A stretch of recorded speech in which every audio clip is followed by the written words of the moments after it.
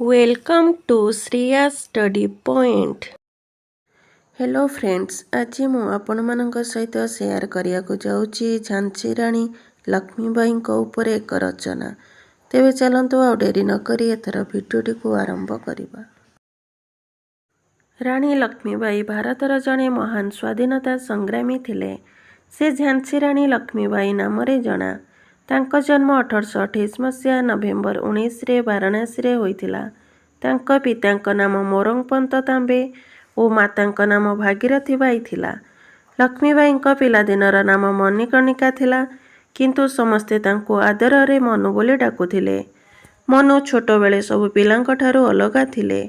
से शास्त्र शिक्षा करिवा सह युद्ध कला और घोड़ा चालना करिवारे तांकर रुचि थिला। लक्ष्मीबाई छोट थिला बेले तांको मांकर मृत्यु होइथिला।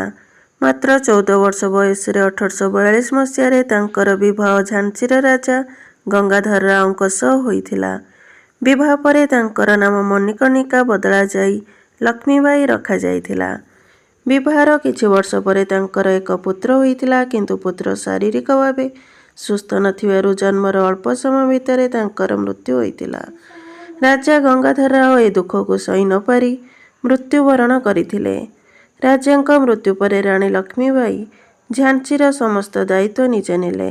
झांसी राज्य को ब्रिटिश शासनरु मुक्त करिया पई रानी लक्ष्मीबाई बहुत संघर्ष करथिले। मो झांसी देवी नहीं, यह तांकर ब्रिटिश मानक प्रति एक स्लोगान होइथिला। से 1857 मसीहा स्वाधीनता संग्राम रे एक महत्वपूर्ण भूमिका निभाइथिले। से महिला मानकु प्रशिक्षण देई इंग्रेज मानक विरुद्ध रे लड़िबा को साहस देउथिले। जून 18 तारिख 1858 मसीह से इंग्रेज मानक सह लड़ुथिला बेले शहीद होइथिले। इतिहास आज भी रानी लक्ष्मीबाई साहस दृढ़ मनोबल पाई मने पकाए एवं सबदिन पाई भारतवासी पाई से अमर होई रहिबे। Thanks for watching.